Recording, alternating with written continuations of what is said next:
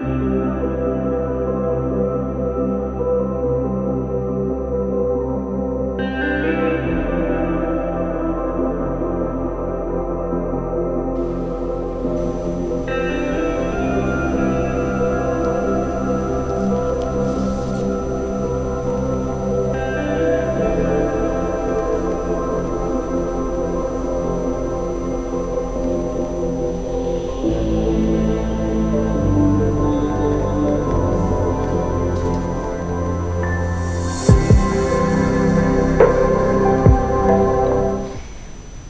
buenas noches, estamos de vuelta en el programa Iguales. Comenzamos ya la tertulia en la que seguiremos hablando sobre violencia de género. En España, en 2019, se registró la cifra más alta por muertes por violencia de género desde 2015, siendo el número 55 mujeres muertas por sus o asesinadas por sus parejas o exparejas. En lo que llevamos del año de 2020 ya se han registrado 38 muertes por violencia de género. De todo esto hablaremos ahora mismo, pero primero vamos a presentar a nuestras invitadas de hoy. Palmira Deniz Brona, abogada vocal de la Comisión de Igualdad y Violencia del Colegio de Abogadas de Las Palmas y socia de la Asociación de Mujeres Juristas Temis. Muy buenas noches. Buenas noches, gracias. Verónica Roque Pérez, psicóloga general sanitaria, se dedica a la intervención de violencia de género a mujeres y niños. Muy buenas noches. Buenas noches. Esther Santiago García, educadora social y máster en estudios de mujeres, género y ciudadanía. Muy buenas noches. Buenas noches, gracias.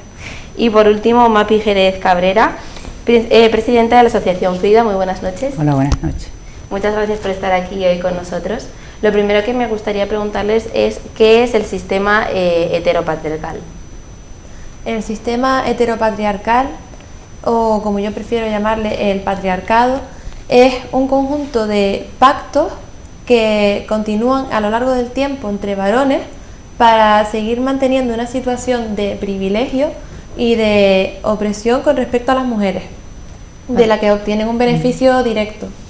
Beneficios en varios ámbitos. Sí, el patriarcado es igual a desigualdad, es una estructura que más adelante se le ha llamado heteropatriarcado porque también en esa figura que entra lo que es la heterosexualidad con el patriarcado, como el hombre siempre como el protagonista o de toda acción social, económica, y eso es lo que ha marcado como la historia social, económica, política a lo largo de la historia, ¿no? Y que aún persiste. Sí. Sí, quería añadir que no solo se lleva a cabo por hombres, también se lleva a cabo por las mujeres. Prolongando así este patriarcado por medio de las madres que a través de sus hábitos en el domicilio, en casa, pues siguen colaborando con ese tipo de conductas machistas. Sí, el patriarcado está metido dentro de nuestra educación, o sea, todas tenemos parte del patriarcado. Por eso a veces también nos juzgan a las mujeres porque son las mujeres las que educan, ¿no? Pero es que las mujeres también somos víctimas del patriarcado. Y por tanto tenemos que desaprender, y eso lleva un tiempo dentro del mundo también donde nos comenzamos a vivir, ¿no?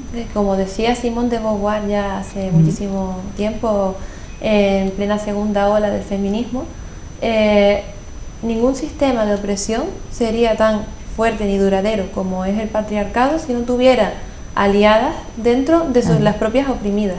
Entonces, una gran parte del feminismo consiste en las mujeres revisar hasta qué punto nosotras estamos reproduciendo y colaborando sin saberlo con el propio sistema que nos hace daño, que viene a ser algo muy macabro, que al final estamos nosotras mismas alimentando nuestra propia opresión. En ese sentido, yo no diría que nosotras ejerzamos violencia de género, sino que nosotras también, sin saberlo, estamos alimentando ese sistema.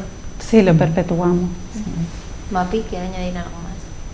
Sí, que es un problema estructural que ha costado mucho y nos costará pues un poco, como decía Palmira, desaprender y que hay una generación que yo creo que le está costando mucho y que también yo he notado en los últimos años, sobre todo en los jóvenes, tanto chicas como chicos, que están como un poco repitiendo esos roles del patriarcado y que las estructuras persiste y que todavía nos queda mucho trabajo porque es algo que no la educación es importantísima, yo creo que esos valores que existen y persisten nos cuesta mucho, pero también es verdad que el feminismo pues ha aportado muchísimo, que hay una generación que ya pues ya no admite esa educación, pero cuesta, y yo creo que estamos en el camino y afortunadamente pues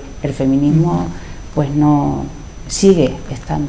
Sí, las estructuras, ¿no? Sí. Las estructuras, yo que me muevo en el mundo jurídico, las estructuras cuando entras a un juzgado o entras a una comisaría son estructuras patriarcales, son la mujer es la víctima y ahí se siente doble victimización, ¿no? Es decir, es una estructura que la norma marca desde el derecho romano y desde la ley de enjuiciamiento civil y desde el Código Penal hasta el 2015, que no se empieza a entrar en materia de género. Vivimos bajo una estructura que nos juzga a nosotras mismas, ¿no?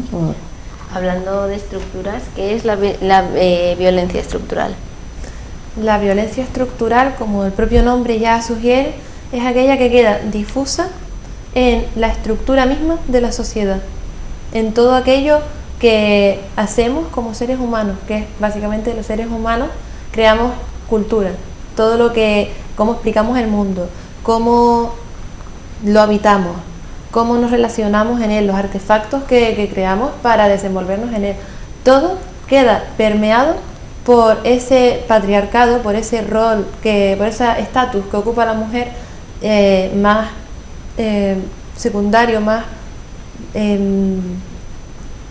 desigual sí, con respecto al que ocupa el varón. Entonces, cuando hablamos de esa violencia estructural, estamos hablando de cosas que muchas veces están invisibles. Eso tenemos que tenerlo muy en cuenta, porque suele llamarse micromachismo, es un término que se usa mucho ahora para hablar de la violencia estructural, y sin esa violencia no podría llegar luego la violencia más evidente, la que hace que nos tiremos más las manos a la cabeza, pero no por ser menos visible es menos grave, de hecho, es la base misma, la base que permite que se levante todo el edificio de la violencia. Es la base de la machista. sociedad, ¿no? Es donde nos movemos, en la educación, en la forma de relacionarnos, en la justicia, es en el mundo en el que nos movemos. Yo creo que todas las que estamos aquí, si nos ponemos a hilar, hemos vivido micromachismo y seguimos viviendo hoy en día, a diario, ¿no?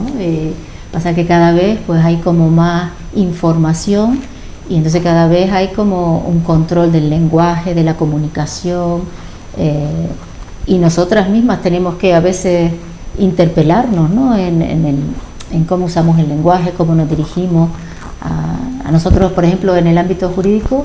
Fíjate lo que nos está costando cambiar el nombre del Colegio de Abogados. O sea, Colegio de Abogados, tenemos un Consejo General de la Abogacía y hemos hecho un referéndum para cambiar el nombre de Colegio de Abogados y Abogadas o Colegio de la Abogacía y ha salido negativo, o sea, no ha salido la proposición adelante.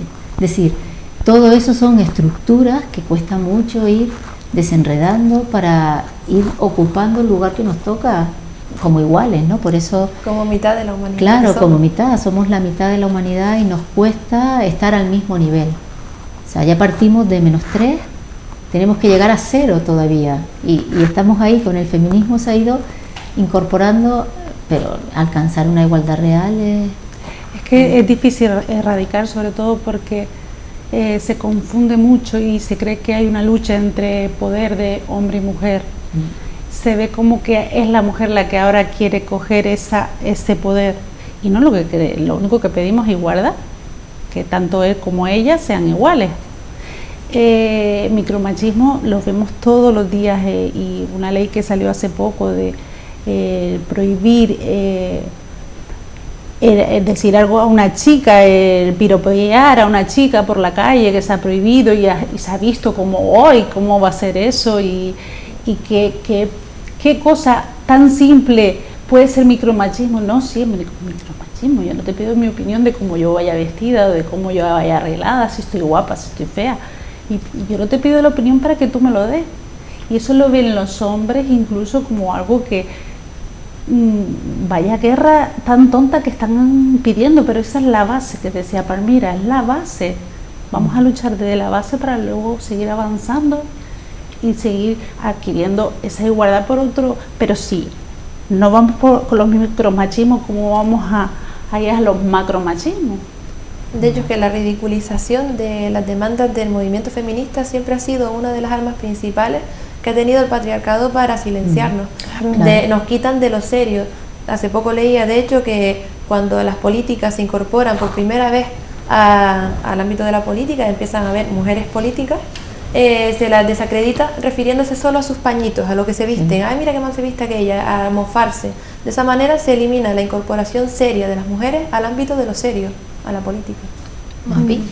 De todas formas, también el lenguaje es importantísimo y algo que estamos otra vez retrocediendo es en el lenguaje. Y ya no hablamos solo de por la parte que nos toca en el día a día, con nuestras usuarias, en las asociaciones, sino que siempre tenemos unos debates con el tema de lenguaje, y yo creo que también por parte de los medios, sea escritos, sea visuales, hemos retrocedido otra vez en el lenguaje, y eso también, y a través de ahí, con el tema de los micromachismos, ese subliminalmente creo que hace muchísimo daño, porque yo creo que hablar nosotros de micromachismo sí que lo tenemos claro, pero claro, cómo lo detesta alguien que realmente no está ardía, porque este es un tema que no todos afortunadamente a lo mejor hemos tenido de tener suficiente información, formación para llegar hasta aquí, a lo mejor para llegar a entender todos estos conceptos, pero realmente no toda la ciudadanía ni todas las mujeres han tenido la oportunidad de estar informadas, porque también hay una parte de la sociedad que no ha tenido ni siquiera acceso. Por ejemplo, hemos tenido en el papel, en las leyes, hemos avanzado muchísimo, pero se nos escapa una serie de conceptos, sobre todo del día a día, que todavía queda mucho por decir, bueno, pues que es micromachismo. Lo vamos viendo sobre ¿Qué? todo cuando las mujeres vamos a lo mejor teniendo hijos, ¿no? Mujeres jóvenes que son independientes, y ¿sabes? Cuando van teniendo hijos ya nos vamos viendo de nuevo como envueltas en una situación donde tenemos que dar lo que no dan ellos. La doble jornada. ¿Me entiendes? Entonces volvemos otra vez otro pasito para atrás, y podemos tener incluso esa formación, Mapi, podemos ser hasta mujeres jóvenes formadas con información, que llega un momento determinado de su vida donde se incorpora un elemento nuevo y donde ya lo asume como algo, y es lo que llevamos dentro. Es que la violencia estructural, justamente, de la que estamos lo llevamos dentro. o sea, llevamos dentro ese sistema que nos hace, igual que cuando dicen también, no, porque son feministas radicales. Yo me pregunto, ¿feministas radicales?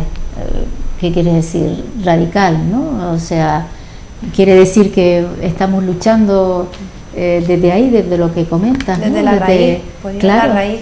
Entonces, Claro, porque al final la igualdad no nos miramos como el hecho de ser feminista. Yo creo que es importantísimo para la sociedad, porque al final nos beneficiamos todos y todas, ¿no? Lo que pasa es que, claro, que se tiene como, claro, es verdad, de donde nació el feminismo.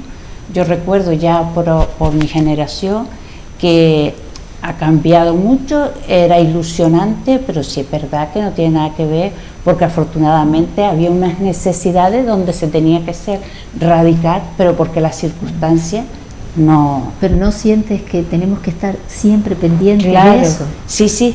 Porque, perdona, hablando de este feminismo, para meter, ¿podríamos entender este feminismo como una herramienta para acabar con esta desigualdad que hay en la sociedad y todavía existe? Es necesaria. Es que el feminismo es que gracias al feminismo hemos avanzado, porque de hecho las mujeres siempre en una época estuvimos en minoría, no teníamos de hecho derechos a nada. O sea, mientras exista desigualdad, existe la violencia, porque para mí violencia también es la desigualdad. Mientras exista la pobreza, hay desigualdad. Que las mujeres no tengan pues trabajo, yo entiendo a veces que trabajo siempre tiene, porque trabajo hay todos los días, pero me refiero que una mujer no sea independiente, también es una forma de violencia y es una forma de desigualdad.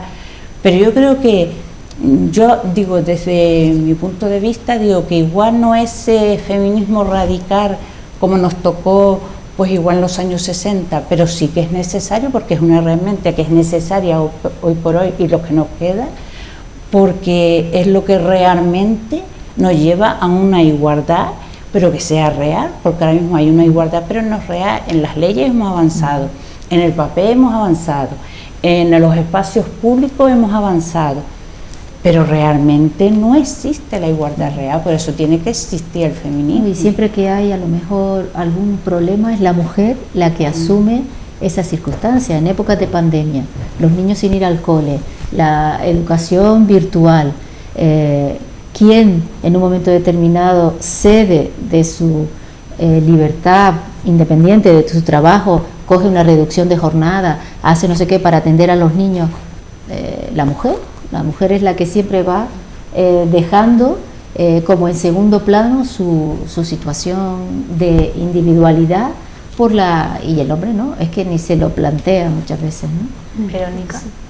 Pues sí, estoy con las compañeras de que no solamente la violencia es el agredir, la violencia económica, el hacerte mantener el cuidado de los niños y el abandonar tu parte profesional. Eso también es violencia, porque luego a la larga vas a tener que depender económicamente de esa persona y ya no tienes el mismo poder a la hora de tú dar tu opinión en casa, porque es el que aporta el dinero. Entonces, mucho tipo de violencia, muchísimo, y no solamente es el agredir, está la violencia psicológica, la económica.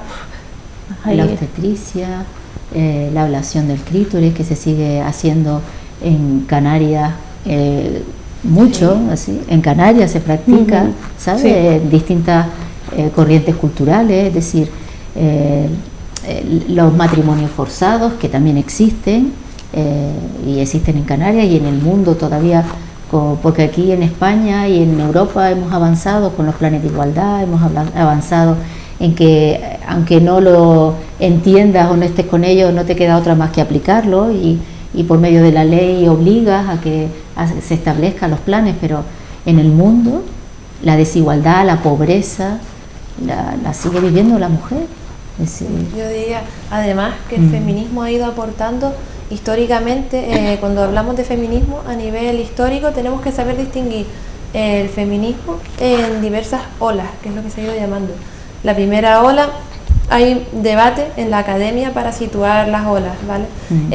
Pero se suele hablar que la primera ola empezó con el sufragismo.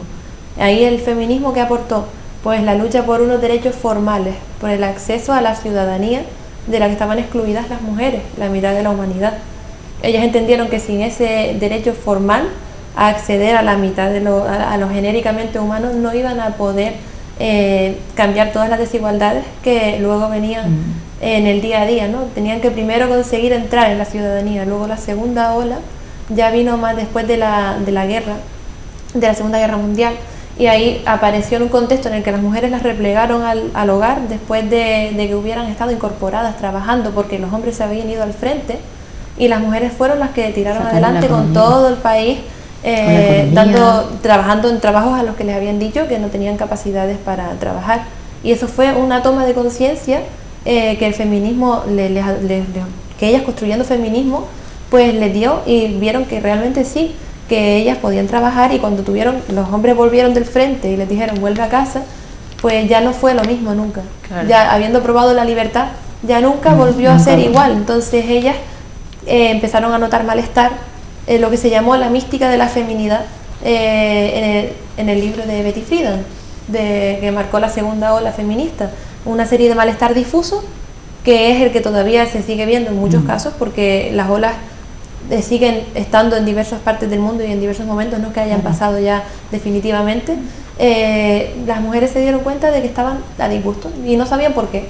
Estaba la depresión, el sinsentido de la vida, las enfermedades somáticas, toda una serie de malestares que no sabían asuntos de qué venían, y cada una pensaba que le pasaba a ella sola, y después resultaba que no, que era algo que se dio cuenta, las mujeres nos dimos cuenta de que nos pasaba a todas, y de que era por nuestra situación política. De ahí la frase, lo personal es político.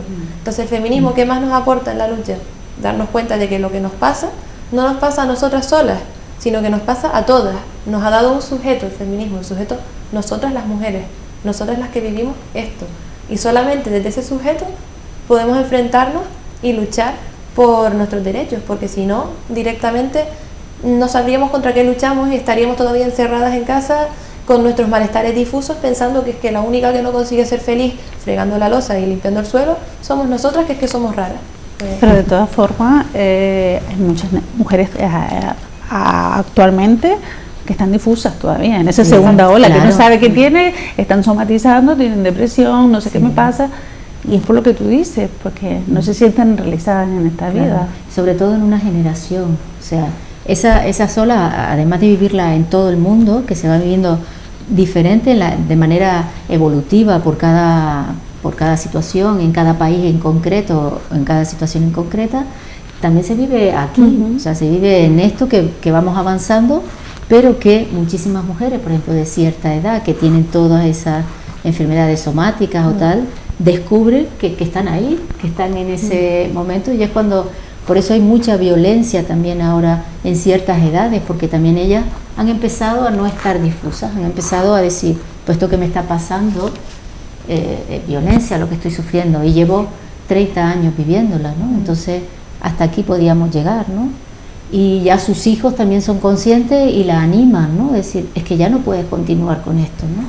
Y la animan a denunciar, o la animan, que es lo que vemos en los juzgados, en el turno de oficio muchas veces, ¿no? Mujeres de 65 o 67 años que dan su primer paso y que usted dice, pero ahora ha sufrido violencia, porque ya ha llegado un momento donde ha cogido una banqueta y se la ha intentado tirar, ¿no? Lleva 40 años viviendo violencia, una violencia soterrada, estructural, escondida, los hijos lo primero, pues total, lo importante y cambiando todo el sistema, y empieza a relatar y te vas dando cuenta. Entonces dice, ¿y qué es lo que le ha hecho ahora tomar una decisión o le ha despertado? Que me ha dicho que igual me tira por la ventana, ¿no? Y es que yo no quiero. Entonces son esas oleadas que son tan importantes, por eso es tan importante que el feminismo esté presente, que se sigan trabajando hombres y mujeres, porque hay muchos hombres que también están trabajando el feminismo y que dan gracias a haberlo conocido, el feminismo, porque les ha liberado, porque también el patriarcado les ha oprimido a ellos también. Ya han mencionado varios tipos de violencia de género anteriormente. ¿Qué otros tipos de violencia de género existen? Esther. Tipos de violencia de género, manifestaciones, ¿no?, de la violencia de género, porque, bueno, se distingue la... Sí, porque, perdona, siempre pensamos cuando hablamos de violencia de género, de esa violencia física, de los asesinatos, aparte de la violencia estructural, que es la base, como decía. Claro, realmente es que esa violencia física es ya el punto final. Sí. Hace unos años se trabajaba todavía poniendo la línea roja en si te pega no te quiere. Hoy en día ya sabemos que esa línea roja está puesta demasiado tarde, porque si ya te llegó a pegar ya te había anulado antes. Entonces la violencia también se distingue, violencia psicológica, que de eso nos hablará mejor Verónica, violencia psicológica, violencia económica, violencia sexual. La violencia sexual además es la violencia prototípica que se usa contra nosotras las mujeres. Si se dan cuenta, la violencia sexual en conflictos armados, las violaciones, tienen una función muy importante, es un mensaje que se lanza a toda la ciudadanía, a toda la población conquistada o demás, de nos hemos llevado tus mujeres, porque todavía se entiende que las mujeres son territorio de conquista, son territorio de ese hombre. Sí, y van a ser violadas y van a traer hijos nuestros. Exacto. Y por el simple hecho de ser mujer, porque la violencia es verdad que existe en muchos ámbitos, pero en este caso es por el hecho de ser mujer. Exacto. La gestación subrogada, un tipo de violencia contra la mujer, normalmente contra las mujeres más pobres del mundo, ¿no? Exacto. La prostitución. La prostitución es la ignominia más generalizada, la pornografía, violencia, etc. Centrándonos ahora en la violencia de género, centrado en adolescentes y jóvenes, ¿cuáles son las características de este tipo de violencia de género? Es decir, ¿cómo surgen o cómo se da esta violencia de género? Hombre, yo lo que he visto que ya surge desde la base de la familia. Si ves a tu madre aguantar que tu padre le exija y ella cumpla, pues eso es lo que normalizan. Luego también los mensajes que se dan, las canciones, el reggaetón ahora, programas de la televisión, que tu padre te diga que tienes que ser una chica, que no puedes tener muchos novios porque si no serías una cualquiera, te tienes que aguantar con ese novio que has perdido la virginidad. Eso marca mucho ante un novio que, aunque tú lo quieras, pero estás obteniendo ahí una mala vida, violencia no física, pero de otros tipos de violencia que hemos nombrado, pero tienes también ese mensaje de tu padre. Si lo dejas, eres una cualquiera, pues voy a tener que aguantar ese novio. Hay algo en los adolescentes y jóvenes que es el acceso a la prostitución o el acceso a la pornografía a muy temprana edad, ¿no? Eso hace que realmente haya una distorsión en el tema de la sexualidad y bueno, y luego pues va funcionando porque no tienen todavía una estructura madura, y entonces eso se junta con el acceso fácil a ese tipo de pornografía, porque cada vez a la prostitución van chicos y chicas, chicos más jóvenes, es decir, que antes a lo mejor iban hombres más mayores, ahora van chicos más jóvenes a la prostitución, porque van en plan de manada. O incluso niños. Sí, van en plan manada. Bueno, y es que ahora mismo hay acceso en tablets a veces a pornografía a niños pequeños de 5 o 6 años. ¿Sabes? Que, ¿me entiendes? Que se ha abierto tanto el mundo que todo lo que hemos ido avanzando desde una parte y con los planes se han ido metiendo en la educación y tal para seguir avanzando, se ha ido perdiendo con ese acceso tan fácil a los medios y a las redes sociales y los medios en internet, ¿no? Entonces eso es algo muy importante, el acceso a esa violencia. Entonces ellos creen que así es como se tiene que tratar, ¿no? Sí. Y normalizan una situación que no es nada normal. Es la educación que obtienen. Se cree que así es el sexo y es lo que... Sí, de hecho, sí, en algunos casos, en algún caso de denuncia o de algún problema con alguna menor, ¿no? Y entonces, pues, indagando un poquito y tiras del hilo, ¿no? Y dice, bueno, no, es que me apretaba y me apretaba y me apretaba. Y ella le decía, pero mira, por favor, que me estás ahogando. Y le decía, él dice, pero ¿no te gusta? Es que yo he visto que esto es lo que gusta, ¿no? Apretar. Entonces, ¿me entiendes? La distorsión tan grande que pueden tener de lo que es la libertad sexual, ¿no? Y que deja secuelas de por vida. De por vida. Porque luego se ha demostrado ya, leyendo Luis Ballester, tiene artículos bastante buenos al respecto, él es médico y ha investigado también el tema de la pornografía, el acceso a los jóvenes en la pornografía, y se ha dado cuenta de cómo esa pornografía luego termina degenerando en una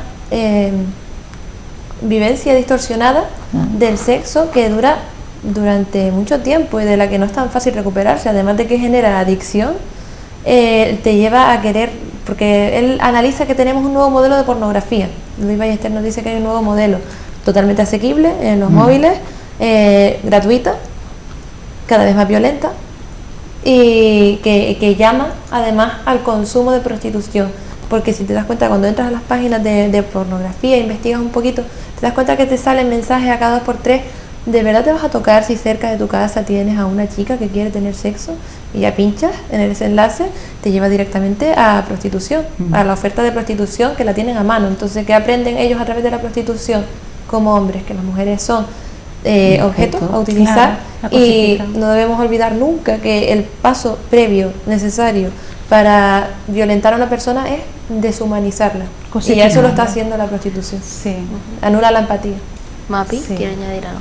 Sí, un mensaje también para los padres y a las madres es que igual no permite que sus hijos reciban una educación sexual en su centro educativo, pero sí que no vigila que acceda, que lo tiene tan al alcance de la mano como es la pornografía. Eso sí que hace daño, sobre todo en los jóvenes hace mucho daño, porque ellos entienden, como hemos comentado, de que eso lo normaliza, pero cuando ya sus padres son unos irresponsables, que de hecho tiene hasta conflicto con profesionales que van a dar la educación sexual en los centros donde no permiten y que sus hijos asistan, y de eso hay muchos conflictos. De hecho, los profesionales muchas veces se ha visto entre la espada y la pared en su centro, porque cuando lo tiene, cuando está recibiendo una buena educación, luego por otro lado no controla hasta dónde mis hijos está llegando, qué le podrá estar llegando, pues si lo tiene al alcance de las manos. Quiero decir que las tecnologías las tiene, entonces es preferible vigilar esa parte, que no asista a un centro educativo, que está clarísimo que es por el bien del adolescente, chico o chica.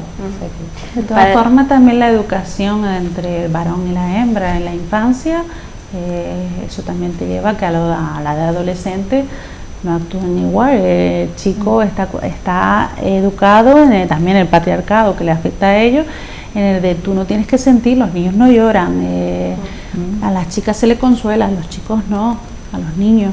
Entonces es una forma también de educación de que ellos se desconectan emocionalmente, y eso influye a la hora también de tener una relación de pareja de chico y chica. Para terminar, les quería pedir una breve conclusión en la que pueden pues destacar algo que crean que es importante, decir algo que a lo mejor todavía no hemos comentado. Empezamos por Nerea. Bueno, yo creo que lo más importante es que tenemos que seguir en la lucha, que tenemos que seguir trabajándonos desde cada una para ir sacando todas esas creencias y el patriarcado que nos puede quedar, y desaprendiendo y aprendiendo, y sobre todo compartiendo, uniéndonos cada vez más. Tenemos que estar unidas, tenemos que estar en asociaciones, tenemos que trabajar desde la base, en nuestra casa, en nuestra familia, con nuestros amigos. Tenemos que tener cada día más como el feminismo incorporado a una manera de vivir, ¿no? Para ir cambiando la estructura, porque yo soy de las que piensa que podemos ir cambiando cada una, desde lo nuestro, cada una, de manera particular.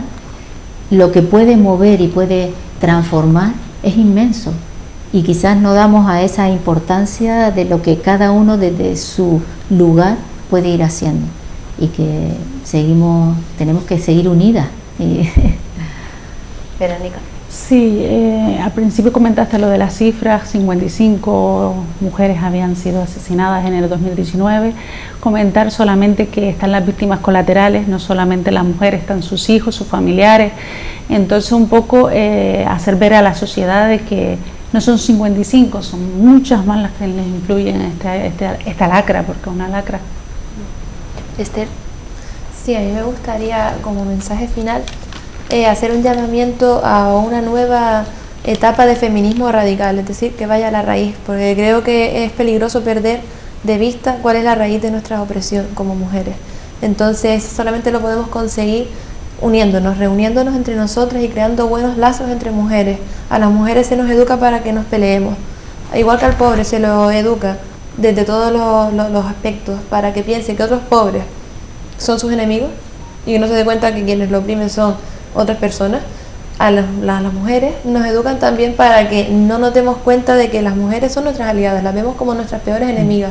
Y si hay un lugar en el que podamos crear feminismo, es en las relaciones que mantenemos con otras mujeres. Vamos a fortalecernos unas a otras, vamos a escucharnos, vamos a crear espacios en los que hablemos de cuáles son las opresiones que sufrimos y en los que nos pongamos de acuerdo para combatirlas, porque realmente somos las mejores aliadas que podemos encontrar, y ahí está el feminismo. Mapi. Que soy partidaria de que el feminismo lo tenemos que vivir el día a día, no solo el 25 de noviembre, que son muchas mujeres asesinadas, que son muchas víctimas en el camino, que la violencia tiene que parar, ni un paso atrás ante la violencia machista, que esto es una responsabilidad y un compromiso de toda la sociedad, porque hablamos ya de números excesivos de mujeres asesinadas. Ya una es mucho cuando es asesinada, más por el hecho de ser mujer, porque hay que dejar bien claro que a veces los asesinatos no es porque quiera hacer un asesinato y queremos justificar al asesino, porque todavía se siguen casos justificando los asesinos, sino porque somos un ser humano igual como un hombre, con los mismos derechos en esta sociedad, y por el bien de todos yo creo que tenemos que, sea colectivo, sea individual, es algo que no podemos en todo el año dejar de trabajar sobre este tema. Estoy muy de acuerdo, creo que es un tema muy delicado y muy importante, y además, como dice, es un compromiso de toda la sociedad, porque todo el mundo tenemos una hija, una madre, una abuela, o sea que nos afecta a todos por igual. Así que bueno, muchísimas gracias, creo que han aportado una información muy importante. Yo quería comentar que, por ejemplo, la OMS en el año 2011, ¿no? Ahora que estamos, ahora que estamos en situación de pandemia, ¿no? y ya conocemos qué es una pandemia, la OMS en el año 2011 decía: la violencia contra las mujeres y niñas constituye un problema de proporciones pandémicas. Y yo creo que ya ahora sí podemos darnos cuenta de lo que significa. Lo decía en el 2011. O sea que eso, simplemente. Pues muchísimas gracias por estar con nosotros. Gracias. Muchísimas gracias a ustedes por estar una noche más con nosotros. Les esperamos el próximo lunes a las 9 en el programa Iguales.